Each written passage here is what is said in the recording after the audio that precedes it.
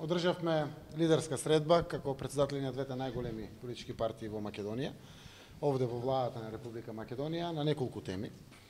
Темите беа можноста за враќање на опозицијата во парламентот и се поврзано околу тоа прашање. Разговаравме за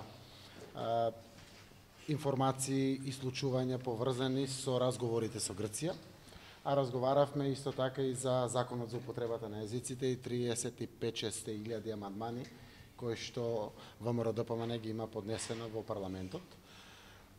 Сакам да напоменам неколку работи. Во делот на враќањето во парламентот, од страна на ВМРО-ДПМН ни ги соопштија ставовите за притворите. И јас апсолутно имам разбирање за тоа што и опозицијата кажува дека додека не бидат комплетирани не се враќаат во парламентот, но уште еднаш сакам да напоменам дека немаме намера апсолутно да вршиме никаков притисок или влијание врз правосудството, заради тоа што правосудството е независно и апсолутно делот на важењето на законот еднакво за сите. Јакнење на независноста на правосудството, ова е апсолутно недозволиво. Ние сме секако како политичка партија дека притворите не смеат да бидат казна и апсолутно треба да се минимализираат во државата, но апсолутно тоа е оврска и право на јавното обвинителство и судовите во Република Македонија. Разговаравме и за интерпартиските комисии кои што работат во парламентот. Работиме на неколку работи кои што се важни за реформскиот процес и можам да кажам дека има одреден напредок.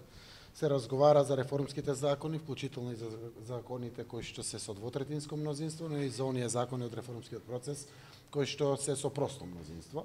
Имаме сериозно придвижување по основ на овие закони. Разговарано е и се надевам дека ќе се дојде до конечно решение за законот за заштитување на сведоците.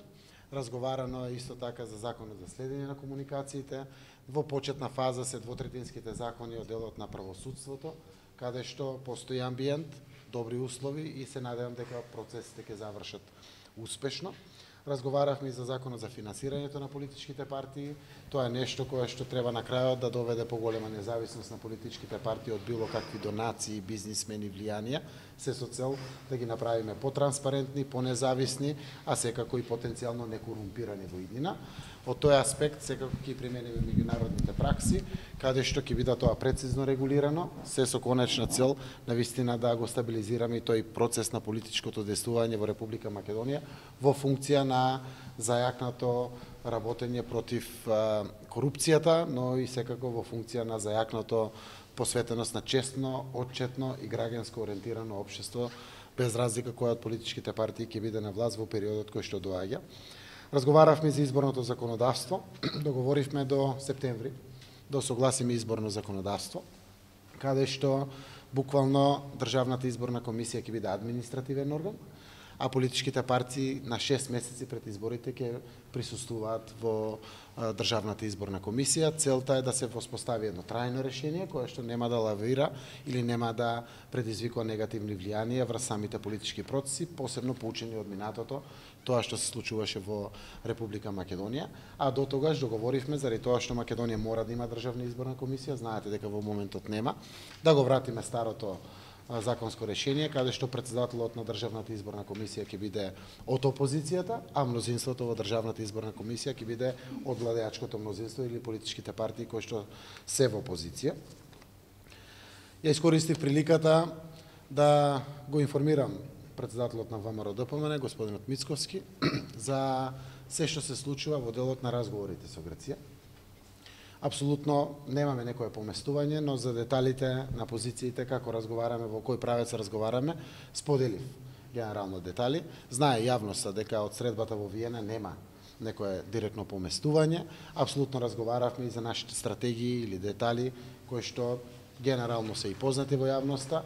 Го информиравме како шеф на опозицијата или на најголемата опозициона партија за намерите како да течат преговорачките процеси.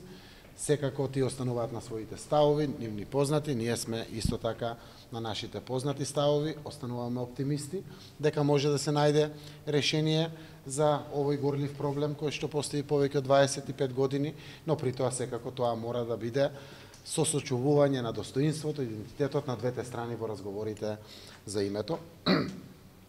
Секако продолжуваме и понатаму да се меѓусебно информираме. Јас се надевам дека по ова прашање можеме ние да изградиме национален консензус. Следува нова рунда на преговори, која што ќе биде крајот на март или почетокот на април, под раководство на медијаторот Метју Нимиц. До тогаш, како што знаете, се очекува билатерална средба помеѓу двајцата министри, слично нешто што се случуваше на билатералната средба во Солун. Уште некаде мислам ако не беше летото или почетокот на есента. За оваа средба имаме најава дека ќе долета господинот Нимиц третата или четвртата недела од месец март, каде што буквално со негово доаѓање на аеродромот Скопје ќе може да направат обиди, да некако приближат ставови, да се меѓусебно информираат, да споделат очекување или слично, а преговарачкиот процес ќе продолжи под раководство на медијаторот Нимиц. После тоа веројатно ќе следуваат и нови лидерски средби или средби на меѓусебно информирање и градење стратегии во функција на решавање на проблемот. Со законот за употребата на езиците беше третата тема за која што разговаравме. За жал овде сме далеко од позициите. Предлогот кој што беше предложен да се формира работна група која што со уставни експерти или слично би ги толкувале уставностите на самиот закон, апсолутно е неприфатливо, прво од принципиални и прагматични причини, а тоа е дека постои Уставен суд во Република Македонија. Ако нешто навистина е неуставно, тоа треба да го каже Уставниот суд. Парламентот ги гласа законите, претседателот го употреби своето право на вето, односно го врати законот повторно. Навистина ова законско решение според нас е неовозможено право на помалку бројните етнички заедници, и албанската, и турската, и ромската, и влашката, и сите други помалку бројни етнички заедници, треба да се овозможи, а после тоа постои Уставниот суд, ако навистина тврдат дека самиот закон е неуставен. За нас законот е уставен и апсолутно не треба парламентот да го доведеме во позиција да ги толкува уставностите или неуставностите. Секако постојат комисиите поминаа во првата фаза на самиот процес на донесување на законот. Законот е веќе 2 пати гласан во парламентот.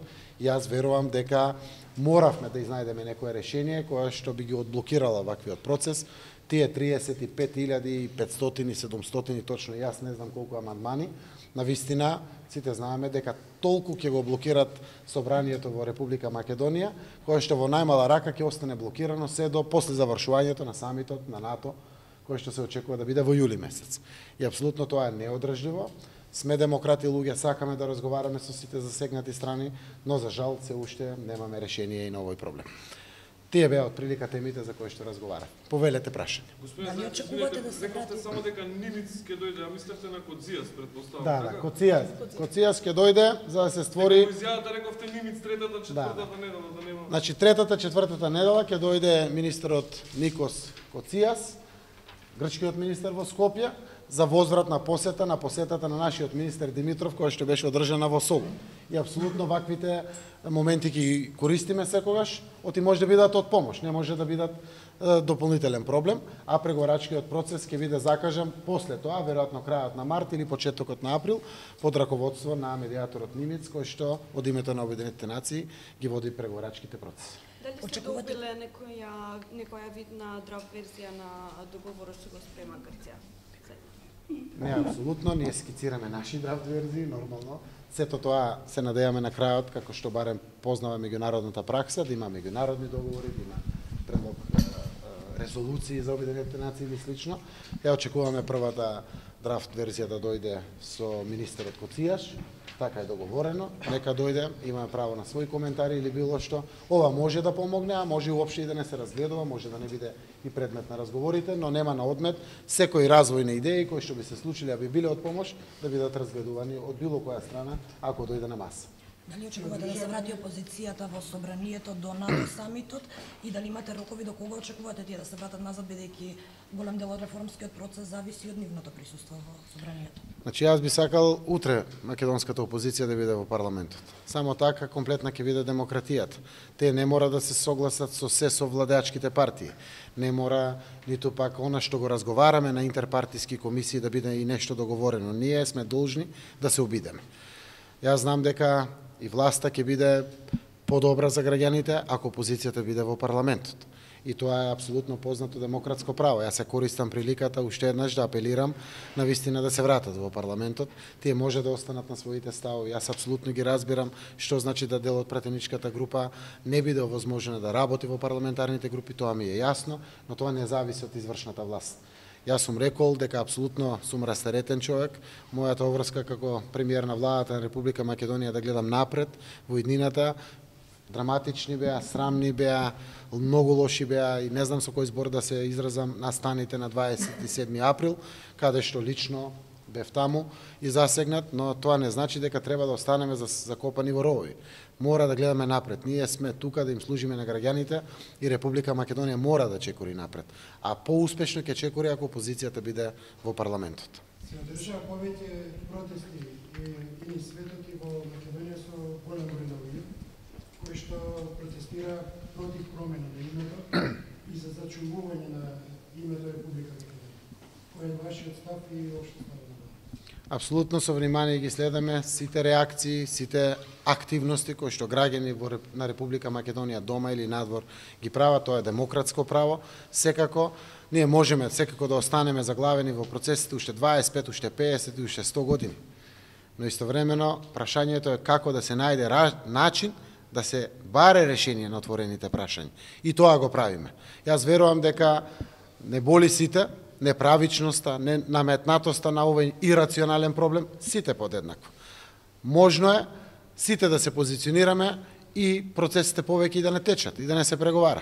Прашањето е дали може да најдеме решение, кое што секако ќе осочува нашето достоинство и нашиот идентитет. Спомнате дека сте разговарале за финансирањето на политичките партии. Што точно договоривте и имате ли поддршка за тоа ВМРО да помага?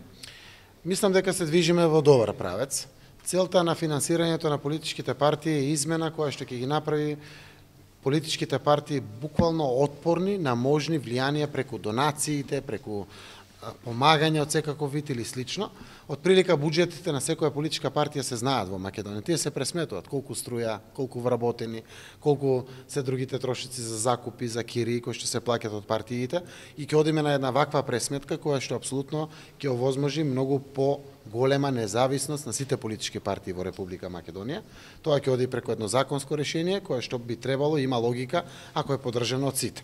Верувам дека имаме добри основи по основ на вкупен број на советници и пратеници е сегашниот модел, веројатно ќе се зголемат ваквите финансиски средства заради независноста на политичката партии, а со тоа ќе ги стават политичките партии, како што реков, поотпорни на било какви зависности од други извори на финансирање.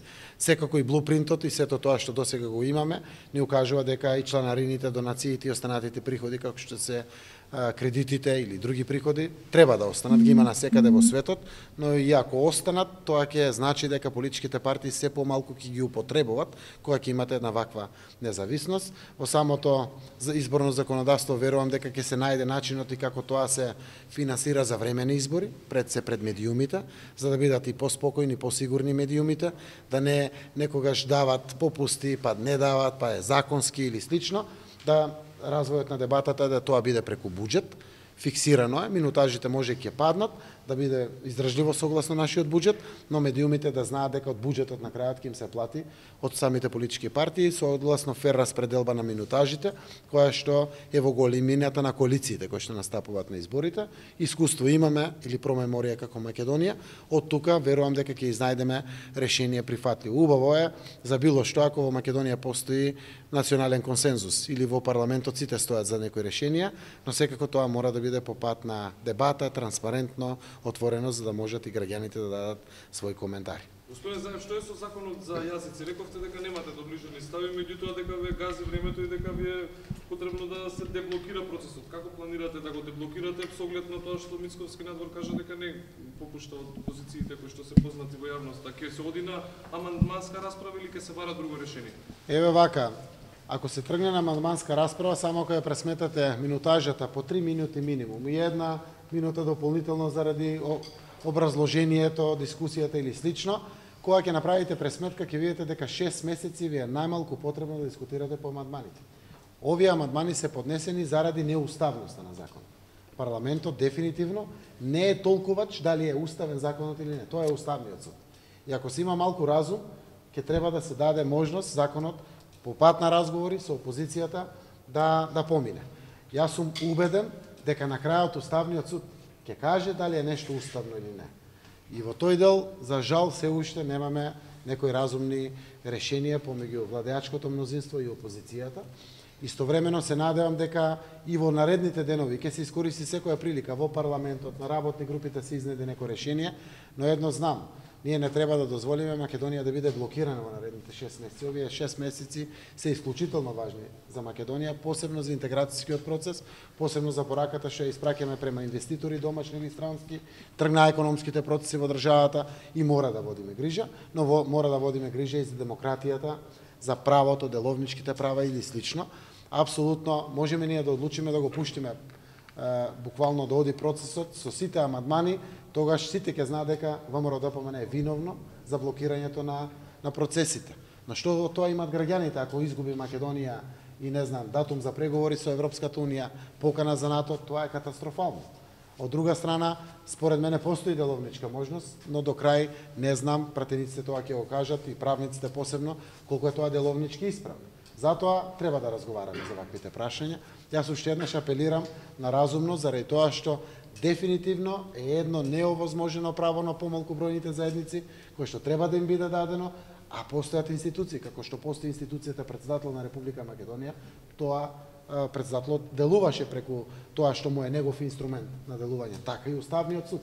И сето друго би представувало и наетење и потреба само за блокирање на ова законско решение. Ако навистина сме заградени на мултиетничкиот концепт во државата, а гледам вакви пораки и од господинот Мицковски и од ВМРО-ДПМН, имат прекрасна шанса тоа да го покажат на дело. Вака или онака е блокирана Македонија, парламентот не работи заради оцената, вас го оценува Мицковски од почетокот, од како дојде за лидер, со опуштањето од притвор на пратениците. Со или без законот блокиране, се е блокирано, целиот процес реформски на носење на најбитните закони, не работи парламент. Еве вака, мене ми е драго што навистина за многу законски решенија или имаме договори или сме близко до договори. Се работи за реформските законски решенија кои што се во парламентот. Парламентот ги носи сите одлуки кои што се тековно работени и на парламентот и на потребите на извршната власт. И функционира. Лошо е што опозицијата е надвор. И тие треба час поскоро да се вратат. И секако со нивното враќање ние очекуваме да се блокира во наредните 6 месеци парламентот на Република Македонија, заради тоа што граѓаните очекуваат од нас политичарите, секако најповеќе од власта, но и од опозицијата, да носиме решенија кои што ќе го подобрат се вкупниот квалитет на граѓаните, ќе не доближат се повеќе до Европската унија и до НАТО, и тоа се очекувањата на граѓаните. Но јас не можам да судам за нерационалните одлуки кои што ВМРО-ДПМН, господинот Кристијан Мицковски или сите таму што одлучуваат, кои што ги носат. Апсолутно во времето на ВМРО-ДПМН 2011 година, пред да се формира владата после парламентарни избори, буквално шверцерски беше донесен закон за унапредување на езиците.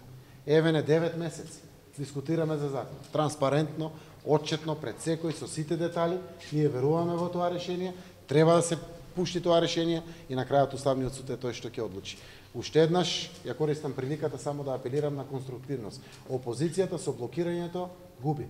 И тоа го покажа и последните локални избори. Ако продолжи да обструира, таа ќе губи, но жално е што ќе губат и граѓаните на Република Македонија. Господин Заев, што е со специјалното јавно обвинителство? 8 месеци не може да поднесат обвиненија, иако во текст се истрагите. Разговаравте ли можеби за тоа со Мицковски? Не разговаравме за специјалното јавно обвинителство. Апсолутно тоа што е само поврзано со јавното обвинителство вкупно во Македонија, државното или специјалното јавно обвинителство е законот за заштитени сведоци, кој што и такако е алатка потребна на сите обвинителства во Република Македонија. Не е наједноставен начин да се повлече законот за јазици, како што беше повлечен законот за браните, пошто истиот принцип со амандмани. Апсолутно не. Заради тоа што пратениците два пати гласа 69 вкупно на број. Тие пратеници вкупно 69 веруваат во тој закон. И веруваат ако конечно се растеретиме од меѓуетнички предрасуди, Македонија може да се посвети на здравство, на образование, на економија. Национализмите немаат иднина во Република Македонија. Од овој закон никој нема да умре. Овој закон дава право на употреба на езиците. И треба да ги оставиме национализмите настрана. Апсолутно и опозицијата порано, кога било Социјалдемократскиот сојуз, за многу работи не се согласувал, пооставил процесите да течат и течеле самите процеси. И апсолутно така и губеше кога не присуствуваше опозицијата. И така ќе губи и ВМРО да помене веројатно. Апсолутно законските решенија мора да одат. Заради тоа што во Македонија, покрај македонскиот народ, постојат и помалку бројни етнички заедници, како што е албанската, турската, ромската, српската и другите.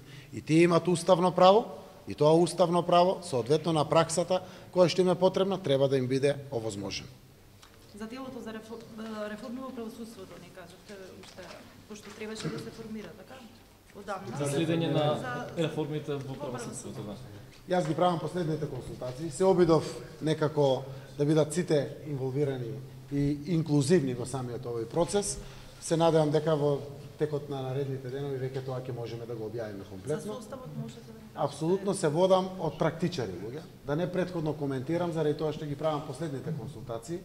Сакам уште еднаш само да појаснам дека ова тело има намера комплетно да дава коментари за сите реформи согласно законите кои што ќе се изработуваат, но и да биде следач или контролор на имплементацијата на самите тие законски решенија. Ова треба тело од пракса да покаже што е добро во законските решенија и како тоа во пракса ќе се применува. Затоа размислувам за практичари луѓе кои што доаѓаат секако од судството, од обвинителството во Република Македонија, од адвокатската фела, од експертската јавност, а доаѓаат и од граѓанските организации. Само уште една работа во однос на кадрите. Кога веќе ги споменавте од судската фела, меѓу нив има лица за кои постои сомнеш дека биле вмешани во некакви нелегални активности во минатото. Дали таквите кадри и таквите ликови сметате дека се добар потек на владата да соработува и да учествуваат во реформскиот процес? Мислам дека не. Ако некој е осомничен, ако нема судска пресуда, никој не е виновен, треба да внимаваме и на таквите ликови. Тоа е причината заради кои што се раздолжуваат ваквите процеси. Јас сум отворен, јавно ги коментирам работите, кога прв пат ги искоментирав, добив реакција од јавноста и затоа процесите, искрено зборувам, се застанати. Се надевам ќе ги завршиме со тоа што ќе дадеме можност секоја институција да биде застапена, но тоа не мора да значи дека и председателот на самата институција ќе биде застапена. Така да верувам дека ќе се изнајдат начини да самото тело однапред генерира надеж, минимум надеж дека навистина ќе биде добар контролор и добар коментатор на сето она што треба да се случува како реформи во правосудството. Зашто не направите мини анкета во судството и во обвинителството и они да ви кажат анонимна анкета кој треба да нив да ги застапува во тоа тело за реформи? Тоа е најбезболен начин. Апсолутно, правосудството има мал милион начини како да учествува во самите реформи и тоа треба да го направат уште денес. И постојните закони во Република Македонија даваат можност во многу што да се промениме. Клиентелизмот не ни треба на никој, без разлика кој е на власт. Единствено треба да се следи уставот, законите и собственото убедување на секој судија или јавен обвинител. На сите ни е преку глава од нешто кое што се вика неодлучност, клиентелизам, начин како да му се угоди некому или слично. Ако нема правда во Република Македонија, не знам за каков вид на други реформи ќе зборувам. Без разлика кој е исправен пред правосудните органи чекајќи правда. Затоа сакам да апелирам секој согласно својата улога која што има во општеството да си преземе својата одговорност. Јас сум убеден дека најзначајната реформа во Република Македонија е реформата во правосудството. Тоа што го правиме е во функција на создавање на што поквалитетни законски решенија, но и на што поквалитетна нивна имплементација. Но сите знаеме дека тоа не е доволно. Мораме конечно да се промениме во начинот на однесување, во начинот на одговорноста, да има транспарентни процеси, јавно објавени докази, да знае јавноста како се носат пред судите, но и да си носат одговорност и судиите и обвинителите. Пошто го поставувате вие државниот обвинител, дали ви избрифирал можеби зошто досне истрагата за 27 април примерно кави купишта снимки со сторители? Значи јас јавниот обвинител на Република Македонија го имам видено 2 пати или 3 пати во парламентот. Јас не го познавам човекот, јас се поздравив со него, сакајќи да оставам стварно експертско решение. И добивме експертско решение. Не се ни обидувам да направам комуникација или контакт, не знам како ќе бидам сватен. И не ни треба. Апсолутно тоа.